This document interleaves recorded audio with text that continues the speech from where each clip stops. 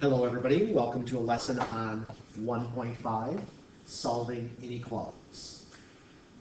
Everything I do in this lesson should be a repeat of things you've done in Algebra 1 and possibly geometry, so follow along. The first slide is strictly informational. So when you're graphing inequalities on a number line, we'll show you an example of this soon. Things you have to remember is an equality is this, as an equal sign. Give an example. 2x plus 1 equals 5. Things you did last lesson. Now if I change this equal sign to a greater than, a less than or equal to, or a greater than or equal to, those are no longer equalities, they're inequalities. Now, point number one, don't forget to write down the lesson title at the top. If I'm going too fast for you, please pause so you can get all this information down. And next couple bits of information about these inequalities when you're graphing them is graphing them in a number line will involve an open circle when you don't have the bar underneath like this, like you do here, and closed circles when you do. And then, once again, I'll give you an example of this soon.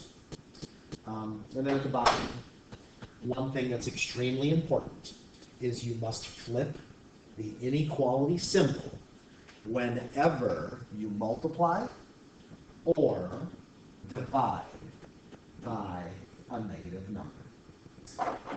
Quick, very, very quick little example which kind of shows you why. I think we all agree that 1 is less than 2.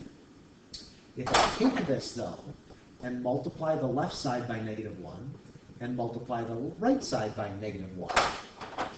This now changes to, I'm going to put a little arrow here, to negative 1 and negative 2. Now, if I did not reverse the sign, it would look like that. And I hope that you can visualize a number line and know that negative 1 is actually a larger number than negative 2, not smaller. So you actually have to take this sign and reverse it whenever you multiply or divide by a negative, and that just has to deal with the negative numbers that have a higher numerical positive value are actually smaller, not bigger. This is what an example problem will look like. This says for negative 4c is less than or equal to 5c plus 58 all over 6. What I'm going to do with this problem is I'm going to solve for c, and I'm going to get an expression for all the values of c that would work into this inequality. And then I'm going to graph this solution set on a number line. So hopefully kind of just apply all the rules that you applied last time. And in this case, what I'm going to do is I really don't like this divide by 6. So if I multiply this side by 6, that would cancel these and get rid of my fraction, which would be a really neat thing if I could get rid of fractions. But I can't do that on the right side without also doing it on the left side. So I'm going to multiply this side by 6 also. And I get negative 24c. I'll keep this as an equal sign and kind of ignore it until I really need to use it. And then the 6 is canceled, so you get 5c plus 58 on this side. And then I solve the same way. I'm going to minus 5c to bring this over here, and I get negative 29c is less than or equal to 58. And then I'm going to divide by negative 29. Negative 29, just like I'd normally do. Cancel these, and I get c is equal to negative 2. But here's the key. I divided by a negative number.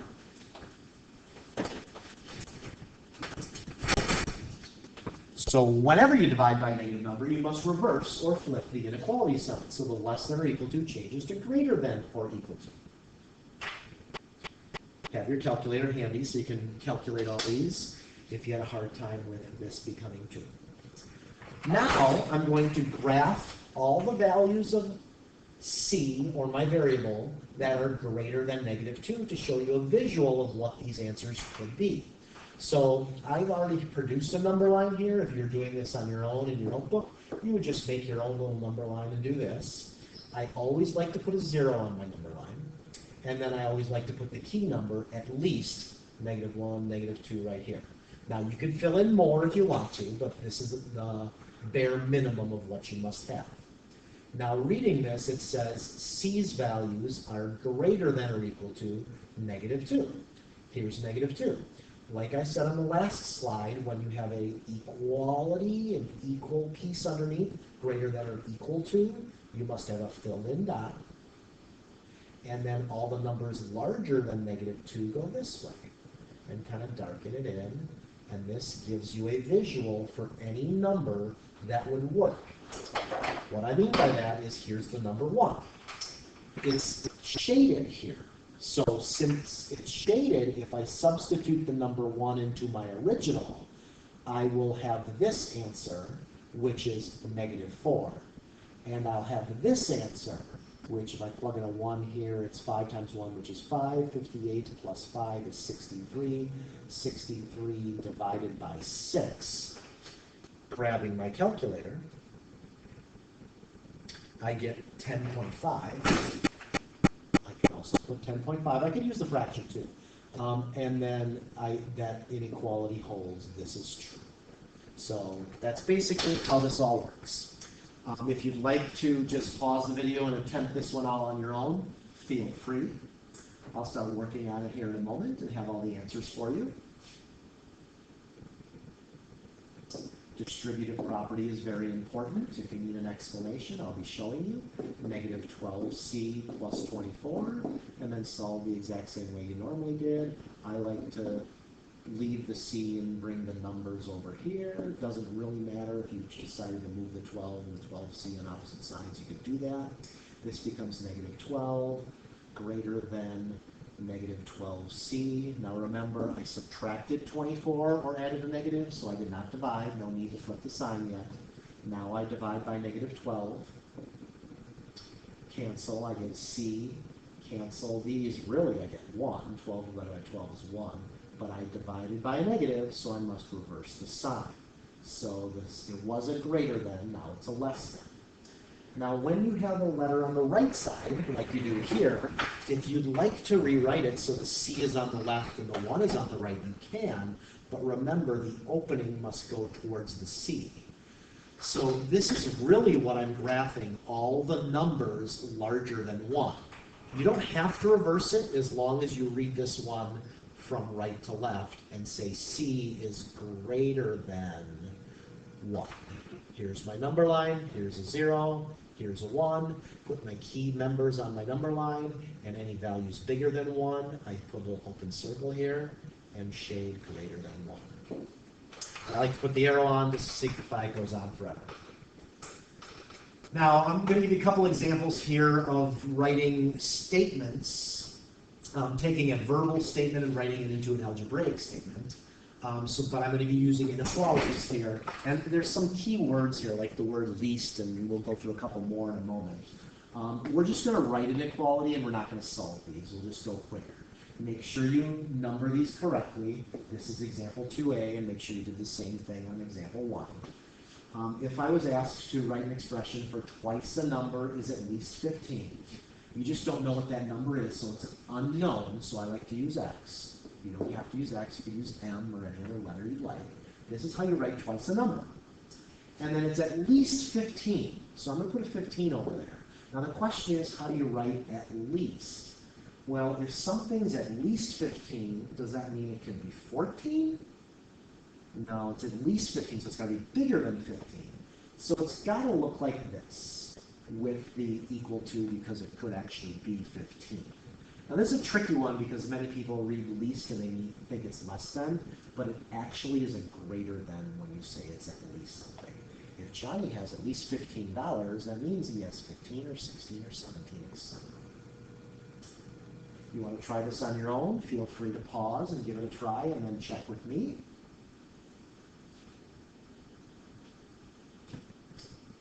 I like to think of this as being the x. So how do I write 4 less than a number? So if I had a number and I had 4 less than that, I'd subtract 4. Kind of a less than means subtract. Is greater than, pretty simple, negative 28.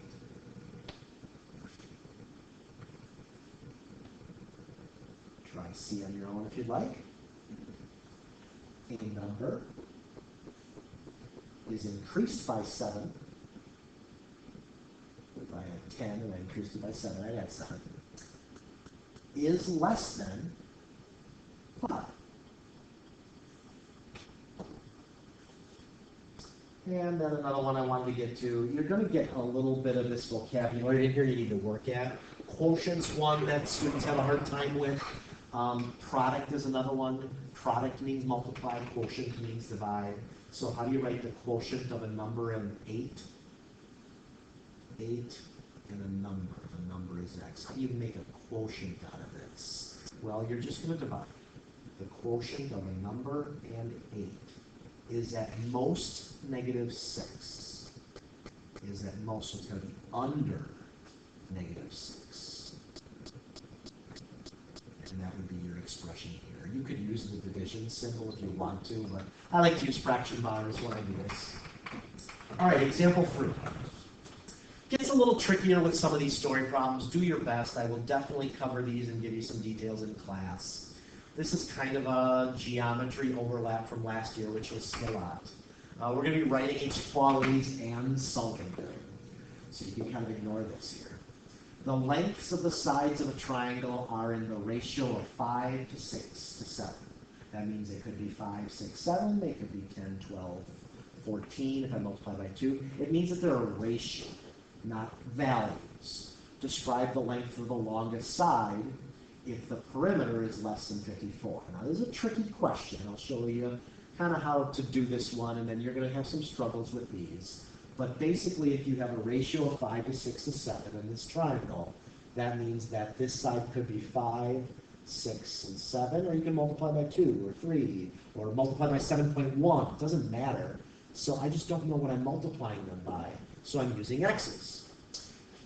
So describe the length of the longest side if the perimeter is less than 54. Well, how do you do a perimeter? You add all 3 sides. So that's a review of geometry. So if I take one side plus another side plus the third side, and I know that the perimeter is less than 54, then I could definitely take all of these 3 and go this 6 and 7 is 13, 14, 15, 16, 17, 18, so this 18 total is less than 54. So then I have to just divide by 18 to solve. And you can certainly continue this on the other side if you need to, which I will if I carry this up over here. I get x is less than 3. Now, I didn't divide by negative, so I don't have to flip the sign. So that basically means the value of x is less than 3. But the question, which is kind of tricky, describe the length of the longest side. Well, that's the longest side.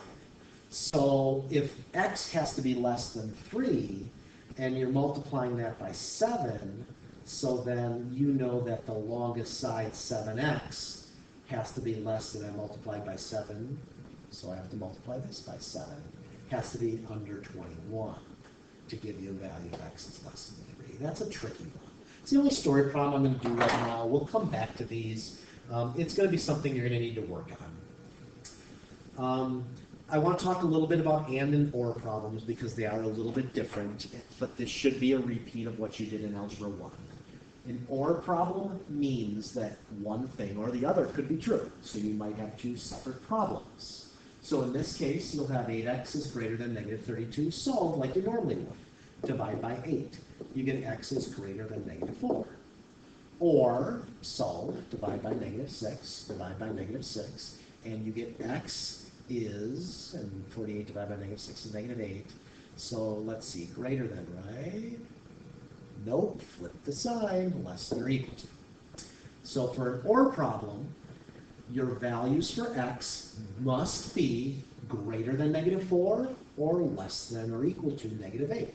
So if I were to graph this on a number line, here's my 0, here's my negative 8, here's my negative 4, what would it look like? I'll change colors. If x is greater than negative 4, this doesn't have a bar underneath, so it's open. It's all of these values. And if x is less than or equal to negative 8, it's a closed circle, and it's all of these values. So this is a visual that means anything in this spot, this spot, this spot, this spot, this spot, this spot, or this spot, this spot, this spot, this spot on the number line work in one or the other of these equations?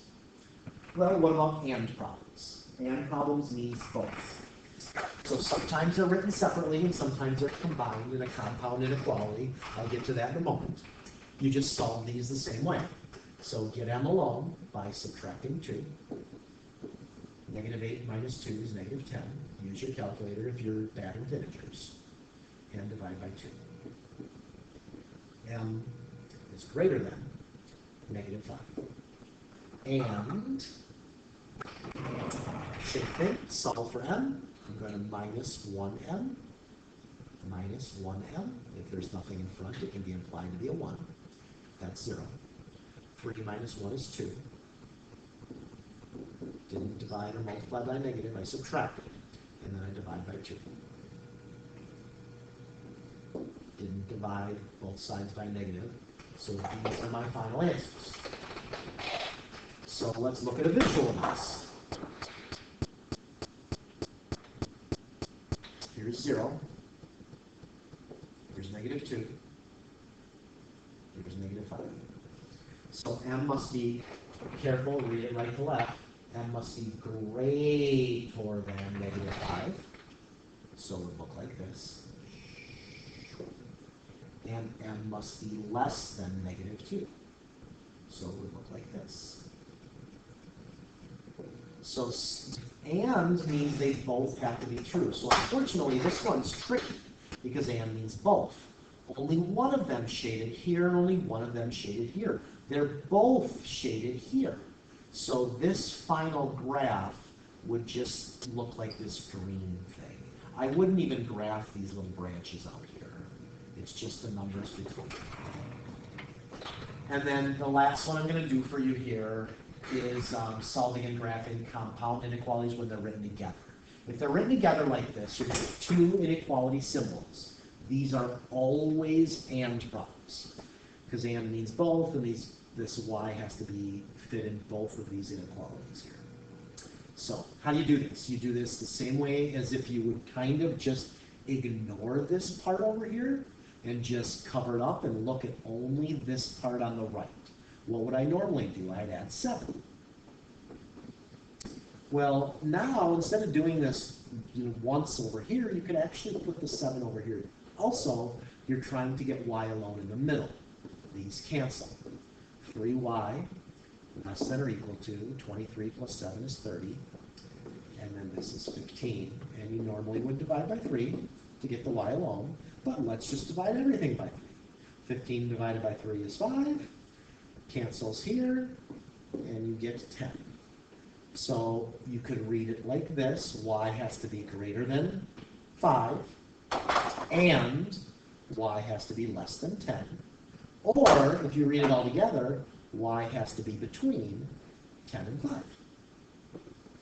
So, if I graph this, here's my 0, here's my 5, here's my 10. It has to be between 10 and 5, so I basically go like this, and just do this. It's a little simpler when it's a compound inequality. There's one small problem here, this is an equal to, so I better fill that guy in. Okay? So that's basically a lot of your stuff here. Sometimes you're going to get to little literal equations. This is the last, I might have said the last one is the last one. I'm going to do this. I'm going to do this one also. For example, 5a, we're going to encounter equations that sometimes have two variables. These are more challenging too, but they're ones that you should be familiar with from the past. The biggest ones you've done in the past is getting functions into graphing form, which is y equals mx plus b. So you should have done this dozens of times. This example 5a is a real-world example about shoe size. So the equation s equals 3f minus 24 relates to the shoe size and the length of a foot in inches. The length of the foot in inches is represented by f for foot. What is f in terms of s? When you see this question here, it's basically saying, I want f all by itself, and I want everything else on the side. That's what in terms of means. So I'm going to rewrite my function. S equals 3F minus 24, and I'm going to attempt to get F alone. So how do I normally do that? Well, normally, to get rid of the 24, I'd add 24. I'm going to do the same thing. Order of operations backwards. Now, the problem here is normally I'd have like 7 plus 24, and I'd just get 31. But in this case, there's a letter here. It's the letter S. I can't add S and 24. So I leave them separate. Now, if I knew the shoe size I was looking for, I could put it in for S, but since I don't know that, I leave it. And you get 3F. And the 24 sticks. And then I normally divide by 3, and I cancel that. Now I've got F alone. My answer is F equals S plus 24 divided by 3. You're going to see a lot of big benefits to this and to why I need to get literal equations, solve for one letter in terms of the other. I know this is very quick, but I hope it was helpful, and this is how you're going to kind of go through your assignments today. Good luck. Do your best. Attempt all problems. If you are confused at all, of course, I'll spend all next class going through it, giving you more details. I'm hoping it's a little easier since it's the beginning of the year, and much of this is review from the past. Thanks for listening.